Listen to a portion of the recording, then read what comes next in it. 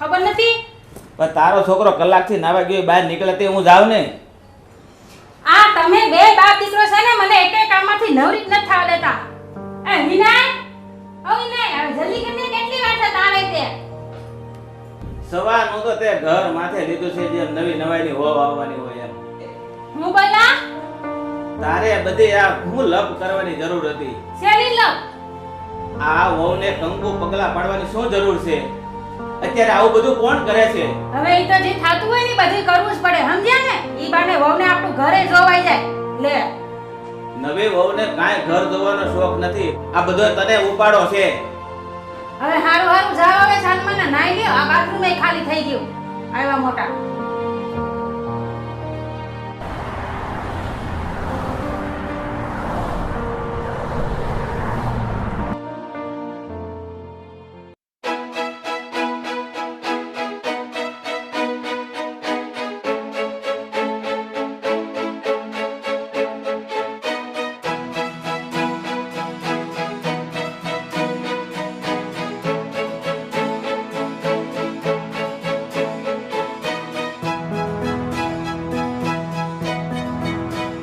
એમ થાય નાસ્તા પાણી તો કરવા જાય, લેજો નાસ્તો લે.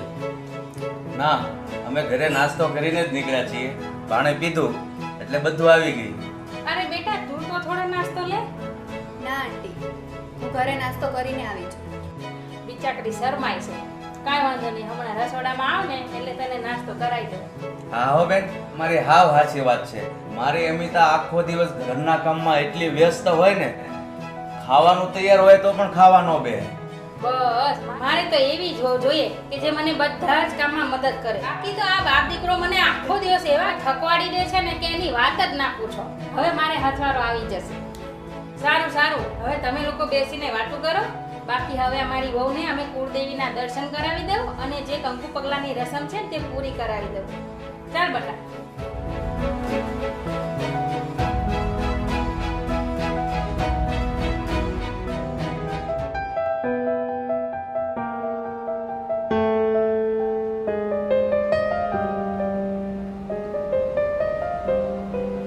બેટા હવે આ થાળીમાં પગ મૂકીને કંકુના 5 પગલા પાડી દે એટલે સુગંધ થઈ જાય. ચાલ.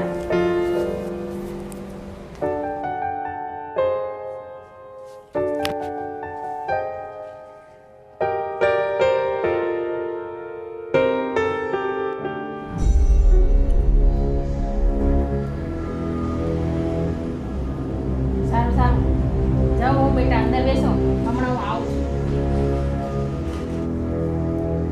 અરે વિનય, ઓ વિનય દીકરા, અહીંયા આવતો જરા. બોલી મમ્મી, શું કામ હતું? જો તું આ પગલામાં જો, આ પગલાની ધારી જો. મમ્મી, મને આમાં કાંઈ ખબર નથી પડતી, તું શું કહેવા માંગે છે? એ બેટા જો આ પગલા ધારીને જો. આખું પગલું છે ને ન પડવું જોઈએ. પગલામાં વચ્ચે ખાડો પડવો જોઈએ. મતલબ? અરે આખા પગલાની છાપ પડે ને એ છોકરીને છપ્પર પગી કહેવાય. ને એવી છપ્પર પગીના પગલા આપણા ઘરમાં પડે ને તો ઘરમાં રીતિ સીધી ન રહે, સમજ્યો? ઓહો મમ્મી, એવું કાંઈ ના હોય. તું શું હાવ જૂના જમાનાના વિચારો લઈને બેઠી છો? ઠીક છે, જા આવે. જા તારા પપ્પાને બોલાવ. તને આમાં કાંઈ ખબર ન પડે.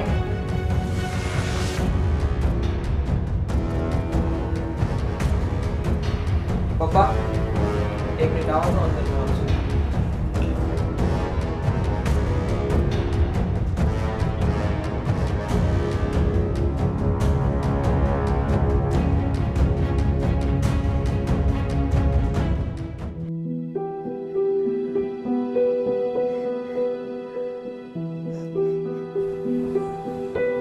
બેટા, રડવાનું બંધ કર બેટા. હવે તું આમ ક્યાં સુધી રડ્યા કરીશ?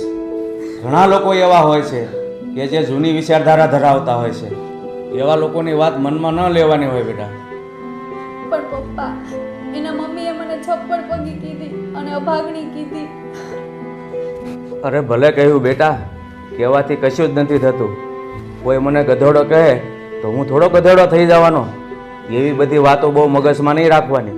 અને પપ્પા, હમણાં હવે છે ને જોવાનું ન ગોઠવતા અને અમીશને ના પાડી ગયો.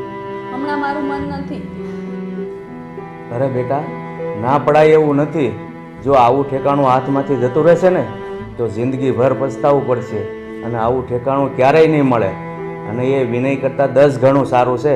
અને બેટા, અમીશને 2 ફેક્ટરીઓ ચાલે છે પોતાની, એક દિલ્હીમાં અને એક અમદાવાદમાં. અને અમિત મને કહેતો હતો કે અંકલ, મારા પપ્પાના ગયા પછી મારાથી બંને ફેક્ટરીઓ સંભાળવી મારા માટે બહુ મુશ્કેલ થઈ ગયું છે. એટલે અમિતા જોડે લગ્ન કરીને અમદાવાદની ફેક્ટરી હું અમિતાને સોંપી દેવા માગું છું. સચિન પપ્પા,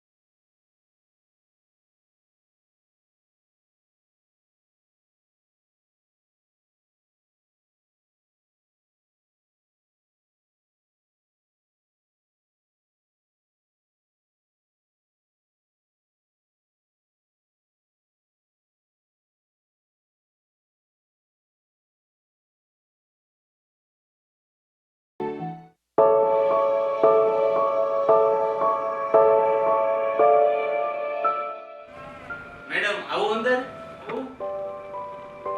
તમે સોરી, ભૂલથી અહીં આવી ગયો. અરે અંકલ, ઉભા રહો 1 મિનિટ. અંદર આવો, બેસો.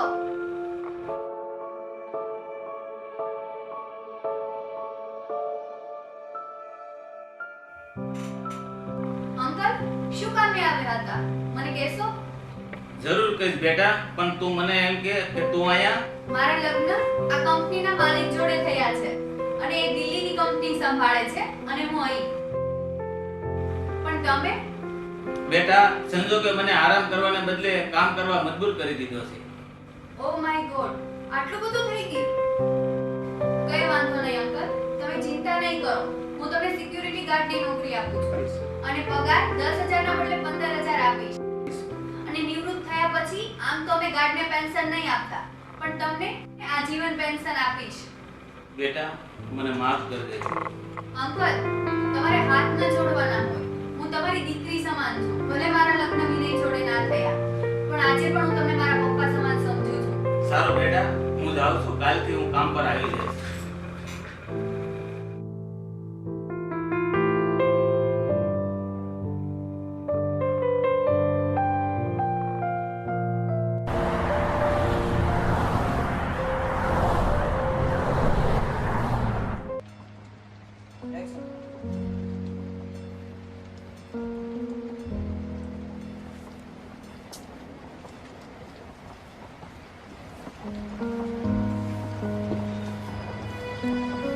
અરે શું થયું નોકરીનું?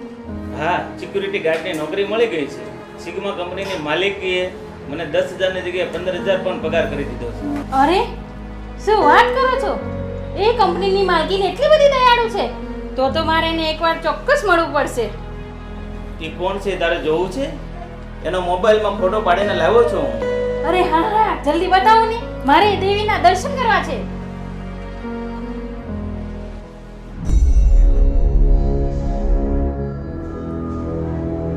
અરે આ તો પેલી અમિતા છે.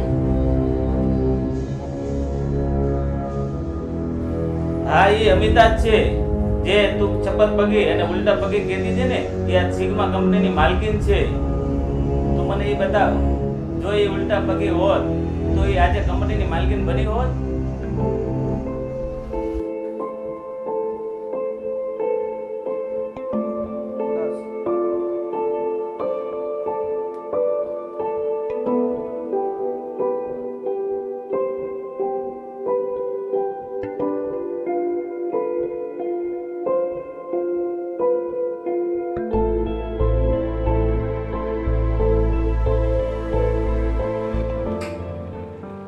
હું આવી શકું અંદર બેટા?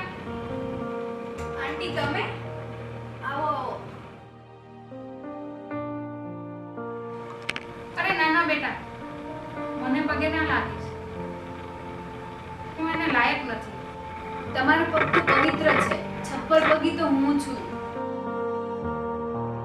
અરે બેટા, મને માફ કરી દેજે. મારી બહુ મોટી ભૂલ થઈ ગઈ છે, એટલે હું તારી માફી માંગવા આવી છું. અરે તું તો સાક્ષાત લક્ષ્મી છો, લક્ષ્મી. આંટી, આ કંકુ પગલા, આ છપ્પર પગી એ બધું જૂના જમાનાના વહેમ હતા. એટલે જ હું તમને હાથ જોડીને વિનંતી કરું છું કે આવી કોઈ માન્યતાને માનશો નહીં. આમાં કોઈના જીવન બરબાદ થઈ જશે. તું સાચું કહે છે દીકરા. લોકો આવા વહેમમાં પડીને પોતાનું જીવન બરબાદ કરી નાખે છે. પણ હું તને એક વાત કહેવા આવી છું. શું આંટી, બોલો ને. મારાથી જે ગેરવર્તન થયું છે, જે ભૂલ થઈ છે, એને તું ભૂલી જજે. અને હા, અમારી ઉપર તારી રહેમ નજર રાખજે.